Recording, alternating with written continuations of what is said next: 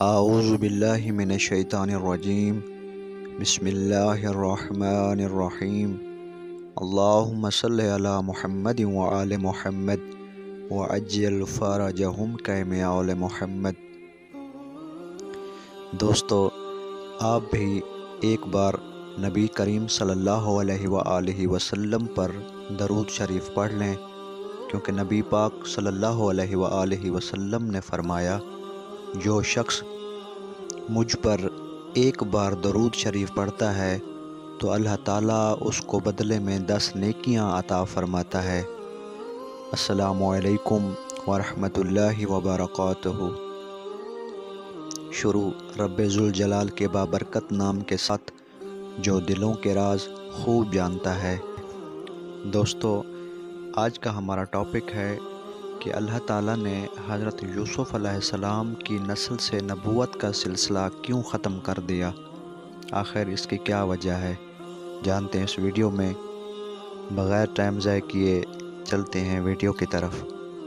حضرت امام جعفر صادق علیہ السلام فرماتے ہیں، جب حضرت یعقوب علیہ السلام بڑھاپے کے عالم میں جناب یوسف علیہ السلام کے پاس مصر میں آئے تو یوسف علیہ السلام کو حکومت و سلطنت کی عزت نے گرفتار کر لیا اور وہ اپنے والد کے احترام میں سواری سے نہ اترے اور پیادہ نہ ہوئے تو حضرت جبرائیل علیہ السلام ان کے پاس آئے اور فرمایا، اے یوسف، اپنی مٹھی کھولو۔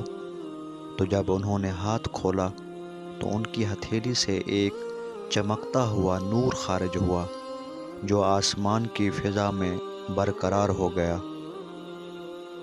تب حضرت یوسف علیہ السلام نے کہا، اے جبرائیل، یہ نور کون سا تھا جو میری ہتھیلی سے خارج ہوا ہے؟ جناب جبرائیل علیہ السلام نے فرمایا، اللہ نے تیری نسل سے نبوت کو چھین لیا ہے۔ یہ آپ کی سزا ہے کہ آپ اپنے بوڑھے باپ کے احترام میں پیادہ نہ ہوئے۔ اب آپ کی نسل میں کوئی نبی نہیں آئے گا۔